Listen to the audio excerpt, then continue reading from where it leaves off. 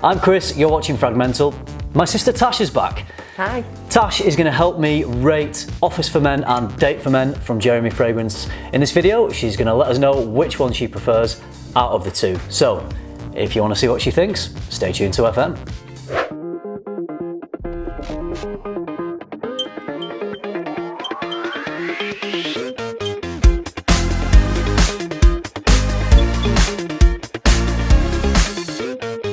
So, Tasha's very kindly invited me round to her house, so it's a very cosy, Christmassy house. We've got decorations up and twinkly lights and feeling Christmas very tree. festive.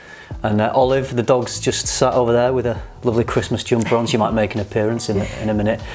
So, what I wanted to do in this video was just talk about Office for Men, Date for Men. There's a lot of talk in the fragrance community, which Tash is not part of. You enjoy fragrances, don't you? I do. Yeah? But, yeah. Do you have a favourite? Women or men? Yeah, both. One for women, one for men.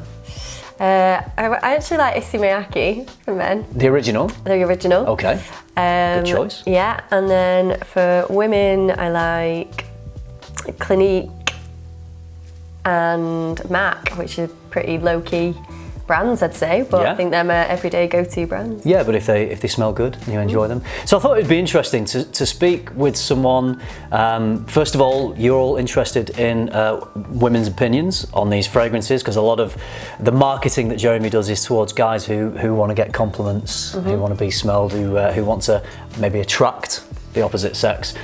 And also I thought it would be interesting to have Tasha's opinion, because she's not a frag head, she's not in the fragrance community, so it's just kind of a regular opinion, which I think is really important, because you know we're all in the fragrance world, we're all really into fragrances, so we're used to smelling lots of high quality things, so we can sometimes judge based on that, whereas in the real world, if you're wearing these fragrances and you're just going out and regular people who aren't frag heads are smelling them, you know, that's kind of what these fragrances are marketed at. Yeah. So you up for it? Yeah, I'm up for a neutral, non-biased review. Absolutely. So there are two fragrances. So Jeremy, so you're aware of Jeremy Fragrance, but you don't really watch YouTube videos or anything like that? No. No. But because I've talked about him and yeah. So Jeremy's made these two fragrances in collaboration with perfumer Alberto Morillas. Okay. So he's a very highly renowned perfumer. He's made lots and lots of very famous fragrances. Designer fragrances rather than niche. So designer fragrances are a bit more mainstream, a bit more mass appealing, that you can find in a lot of department stores. Yeah. Niche are companies that usually only make fragrances and you don't really find them in as many stores, although places like Harrods and places like that in London will sell niche. A bit more bespoke, kind of. Yeah, niche are usually a bit more expensive, often they smell high quality. So this is released as a niche brand. Okay. Because it's not linked to any designer. But Alberto Morillas, who has made them, is very linked with designer perfumes. Anyway, let's get into smelling them. So we're going to start with Office for Men first.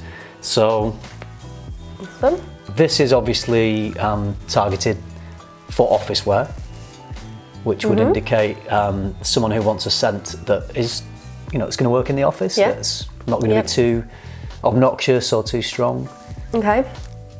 First impressions, I like it.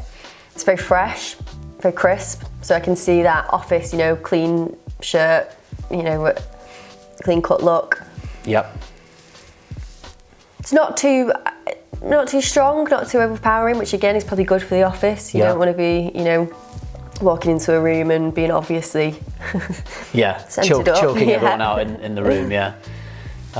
It's an important point actually, because you said it's not too strong, but the longevity is very good. It does last a long time, this one. So, you know, 9 till 5 in the office, that's kind of what you want out of a fragrance. Yeah, it's subtle, but still like quite crisp, fresh, nice. Yeah.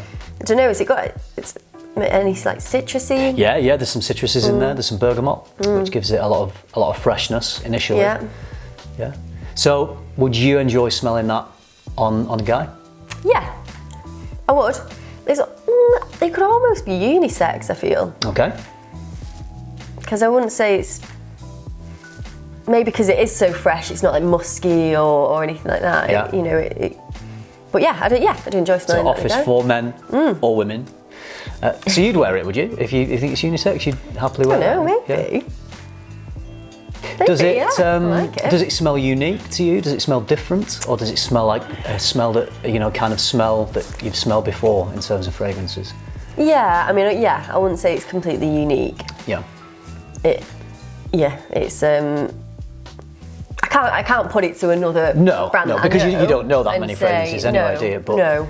But no, I wouldn't say it's a completely unique fragrance. Yeah. But So if you were out and you smelt this wafting off a guy, you'd think, well, that smells nice, but you wouldn't think, wow, that is really different. What is that? Yeah. But it's pleasant. Yeah. Okay. Yeah. And good for office wear. Yeah. But good for everyday wear as well, I think. I think office is, I don't think you have to just keep this to office. I think it'd be a good... Yeah, an everyday fragrance. Yeah, no, definitely. So just off your first impressions off the strip, what would you say out of 10? What would you give that one? I'd probably give that a 7 out of 10. Yeah? Yeah. Okay, I liked it, it was pleasant, there's nothing I dislike about it, but like you say, I probably wouldn't be like, oh wow, what is that? Great. So I'm going to hand over the second one, which is Date for Men. As you do that, I'm going to spray them on my skin as well, so that when you've smelled them both off the strip, you can get an idea of how they smell off skin as well. So there's Date for Men. So I'm assuming this, hence the name, is more for a day, evening, night out. Exactly. Okay. Yeah, I like this one as well. Again, it's not, I wouldn't say it's too overpowering. No? It's not quite as, like crisp and fresh as the other one. No. Maybe it's a bit more, I don't know, would you say musky or? It's certainly deeper and richer. Yeah, richer, definitely. Yeah. Do you think which do you think is the sweeter of the two? Maybe this one. Yeah, I think Date is definitely sweeter. So the idea behind this one is that, it's appealing to people who want a sexy, masculine date night scent. Is that what it is to you? Do you think it's a sexy scent for a guy to wear? Yeah. Yeah, no, I'd say it is. And again, I think because it's not too overpowering, it's almost better, it almost gives it more of that. I feel like it's a quietly confident fragrance rather than a, in your face, look at me. Yeah, which I think is the aim for a date night scent, because you're going to be quite intimate with someone on a date, you're going to be in close proximity, so you don't want something that's too strong, but if you're close with someone, then they would be getting the smell. Yeah. Again, this is another really long-lasting fragrance. They seem to be not obnoxious fragrances in terms of how strong they are, but they last. They seem to have good bases, maybe good fixatives in there, which allow them to last quite a long time on the skin. Do you have a preference between date and office? You can smell office again next to it. Yeah. I'm gonna just put my tea down. Sorry for the interruption, but I wanted to let you know that I'm podcasting. I've teamed up with Steve from Frags to Riches, and we are the Scent Geeks. This geeky weekly fragrance podcast will include reviews, chat about the latest fragrance community dramas, and enough unwitty banter to get you through the week. The Scent Geeks podcast is available every Monday in, all the usual places that podcasts are available. So follow the link in the description box or search the Scent Geeks on your podcast app and get your geek on.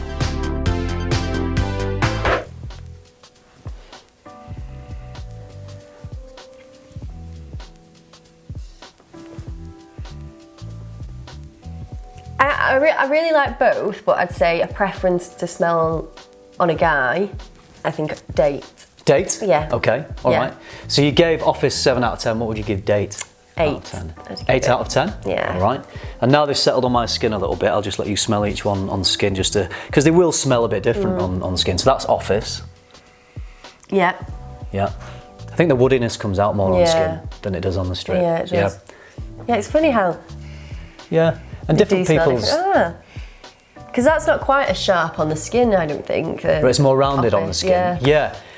I often find that when I'm testing between strips and skin. I think the skin can warm a fragrance up a little bit more, and that can help round out and smooth out the fragrance. Smell them both again? Sure. That's Office. Yeah.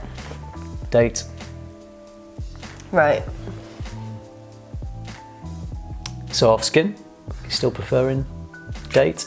I think so. Yeah? So 8 out of 10 for Date and 7 out of 10 for Office. Yeah. So safe to say that you enjoy both of them? Yeah, no, I do, I like them both. Okay. So are these fragrances you would be happy to buy for your man? Yeah. For the man in your life?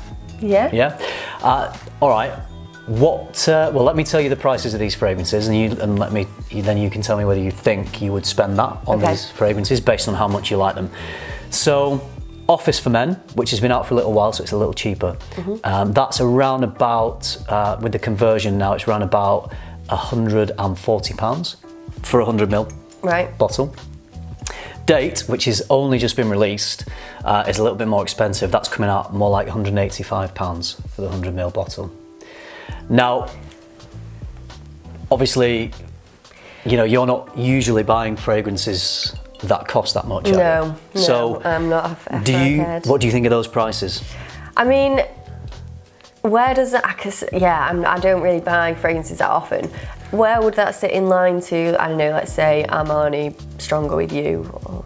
Yeah, which was the last video that we did together, actually, which was in the snowy Alps. Yeah, that's another favourite fragrance of mine, actually. Yeah, that was it. If you haven't checked out that video, then go back down the list. I'll maybe link it in the description to go and see the last video that Tasha was in, because we had an amazing backdrop. Yeah. As good as this Christmas tree is, the mountains of France were great. We were back there. So, you mean, where does it sit in terms of whether it smells similar or no, price in terms of price? Yeah. So it's a lot more expensive. That's more expensive. This is a lot more expensive. Stronger with You.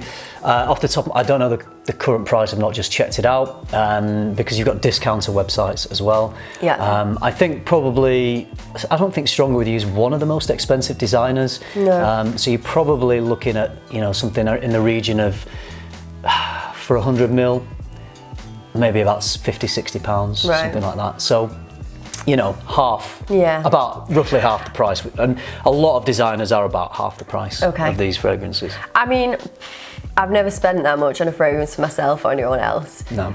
So I possibly wouldn't pay that much, but if it is, more of a kind of unique, niche fragrance, I think it's a good smell, and it's not one that, you just, I suppose with Armani and things like that, everyone wears it and it's Armani, and I guess it kind of loses its...